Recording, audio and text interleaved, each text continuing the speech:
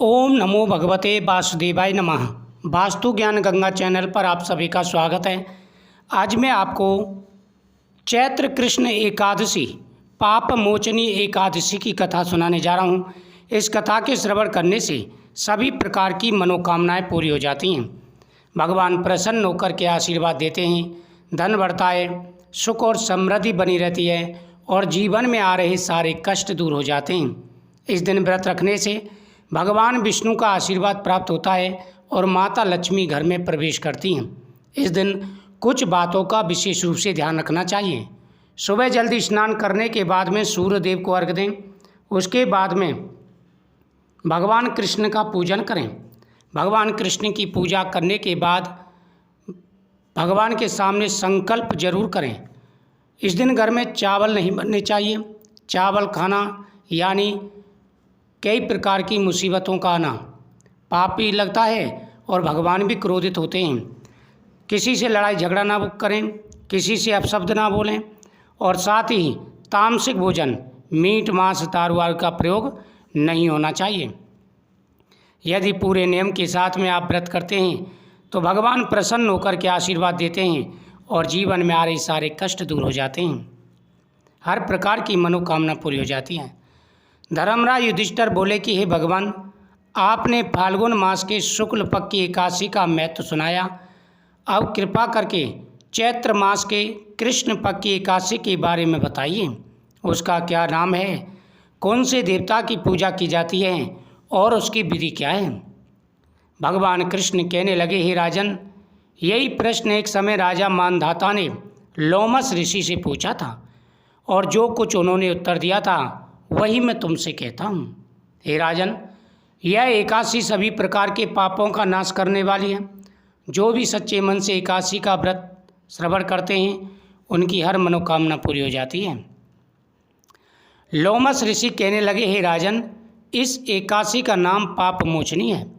इसके करने से अनेक पाप नष्ट हो जाते हैं। अब इसकी कथा ध्यान से सुनो। प्राचीन समय में कुबेर का चैत्रत नाम का एक बाग था। उसमें गंधर्वों की कन्याएं किन्नरों के साथ विहार करती थीं। वहाँ अनेक प्रकार के पुष्प खिल रहे थे। उसी वन में अनेक ऋषि तपस्या करते थे। स्वयं इंद्र भी चैत्र और वैशाख मास में देवताओं सहित वहाँ आकर क्रीड़ा किया करते थे। वही अपने आश्रम में मेधावी नाम के एक ऋषि भी तपस्या करते थे। वे शिव के परम भक्त थे। एक दिन मंजू घोषा नाम की अप्सरा ऋषि को मोहित करने का विचार कर भय के मारे उनके समीप तो नहीं गई, परंतु दूर बैठकर वीणा पर मधुर गीत गाने लगी। उसी समय कामदेव भी मेधावी ऋषि को जीतने के लिए तैयार हुए। उन्होंने उस सुंदर अप्सरा के भ्रू को धनुष, कटाक्ष को डोरी, नेत्रों को संकेत और कुचों को कुरी बनाकर मंजू घोषा को सेनापति बनाया। उस समय मेधावी ऋषि भी युवा और अष्टपुष्ट थे। साथ ही यज्ञोपवीत तथा दंड धारण किए हुए ब्रह्म तेज से युक्त थे। मंजू घोषा ऐसे सुंदर ऋषि को देखकर उनकी सुंदरता पर मुग्ध हो गई और अपने गीत, चूड़ी और नूपुरों की झनकार तथा नृत्य कला द्वारा हाव भाव दिखाकर मुनि को रिझाने लगी। कुछ समय तक यही क्रम चलता रहा और अंत में कामदेव ने ऋषि को पराजित कर दिया। फलस्वरूप ऋषि मंजू घोषा के साथ रमण करने लगे और काम के इतने वशीभूत हुए कि उन्हें दिन तथा रात्रि का कोई भी विचार नहीं रहा। इधर इस प्रकार बहुत दिन बीतने पर एक दिन मंजू घोषा ने ऋषि से कहा कि ऋषिवर, हम काफ़ी समय से यहाँ पर आपके साथ रह रहे हैं, अब मुझे जाने की आज्ञा दीजिए। यह सुनकर के ऋषि कहने लगे कि प्रिय, अभी थोड़ी देर पहले तो आप आई हो, अभी थोड़ी देर और रुक जाओ, थोड़ी देर के बाद चले जाना। मुनि के ऐसे वचनों को सुनकर के मंजू घोषा कुछ समय के लिए और रुक गई। अंत में उसने पुनः मुनि से विदा मांगी। हे ऋषिवर, अब मुझे जाने की आज्ञा दीजिए। अब मैं ज़्यादा यहाँ पर नहीं रुक सकती क्योंकि मुझे काफ़ी समय हो गया है। यह सुनकर के ऋषि कहने लगे कि आप अभी तो इस आधी रात को ही आई हो, अभी थोड़ी देर बाद चले जाना। यह सुनकर के मंजू घोषा कहने लगी कि महाराज, आपकी रात्रि तो बहुत बड़ी हुई है। जरा आप विचार कीजिए कि मुझे यहाँ आए हुए कितना समय व्यतीत हो गया है। यह सुनकर के ऋषि ने समय की गणना शुरू कर दी। ऋषि ने जिस दिन मंजू घोषा वहाँ पर आई थी उस दिन से समय की गणना शुरू कर दी और उनको ज्ञात हुआ कि उनको अप्सरा के साथ रमण करते हुए 57 वर्ष 7 मास और 3 दिन बीत गए। ज्ञान होते ही वह अप्सरा उनको काल के समान प्रतीत हुई। मुनि अत्यंत क्रोधित हुए और उनकी आँखों से ज्वाला उत्पन्न होने लगी। वे बोले, मेरी कठिन परिश्रम से की गई तपस्या को तूने नष्ट कर दिया है। तू महापापनी और दुराचारणी है। तुझे धिक्कार है, तूने मेरे साथ घात किया है। इसलिए मैं तुझे श्राप देता हूँ कि तू पिशाचनी हो जा। मुनि के श्राप से मंजू घोषा उसी समय पिशाचनी हो गई। फिर वह भयभीत होकर मुनि से प्रार्थना करने लगी, महाराज, इस श्राप का किसी भी प्रकार निवारण कीजिए। अप्सरा के दीन वचन सुनकर मुनि बोले कि अरे दुष्ट, यद्यपि तूने मेरा बहुत अनिष्ट किया है, परंतु फिर भी मैं तुझे श्राप से मुक्ति का आसान उपाय बताता हूँ।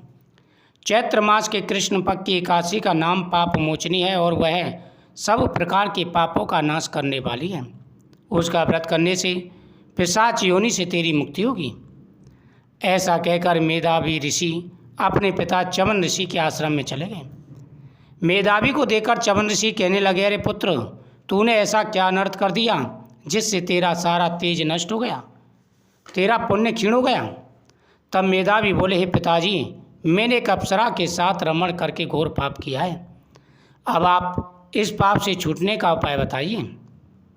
तब चमन ऋषि बोले, हे पुत्र, चैत्र मास के कृष्ण पक्ष की पाप मोचनी एकादशी का व्रत करने से सब पाप नष्ट हो जाते हैं, इसलिए तुम इस व्रत को करो। पिता की आज्ञा पाकर मेधावी ऋषि ने भी विधि पूर्वक इस व्रत को किया, जिससे उसके सब पाप नष्ट हो गए। उधर मंजू घोषा भी व्रत के प्रभाव से पिशाच योनि से मुक्ति पाकर दिव्य देह धारण करके स्वर्गलोक को चली गई। लोमस ऋषि बोले कि हे राजन, पाप मोचनी एकादशी के व्रत को करने से सब पाप नष्ट हो जाते हैं। इस कथा को सुनने तथा पढ़ने से 1000 गोदान का फल मिलता है और इस व्रत को करने से ब्रह्महत्या, गर्भपात, सुरापान, गुरु पत्नी से प्रसंग आदि पाप नष्ट हो जाते हैं और अंत में स्वर्गलोक की प्राप्ति होती है। जो भी सच्चे मन से भगवान विष्णु का पूजन करते हैं, एकादशी की कथा का श्रवण करते हैं, उनकी हर मनोकामना पूरी हो जाती है। धन बढ़ता है, सुख समृद्धि बढ़ती है और जीवन में आ रहे सारे कष्ट दूर हो जाते हैं। सभी को पूरे प्रेम के साथ में एकादशी का व्रत रखना चाहिए और नियमों का पालन अवश्य करना चाहिए। सच्चे मन से की गई पूजा हमेशा फलदायी होती है और सभी प्रकार की मनोकामनाओं को पूरा करती है। ओम नमो भगवते वासुदेवाय नमः मंत्र का जाप करते हुए पूरे नियम के साथ में इस व्रत को करें तो भगवान प्रसन्न होकर के आपकी हर मनोकामना पूरी करेंगे और माता लक्ष्मी भरपूर धन देंगी।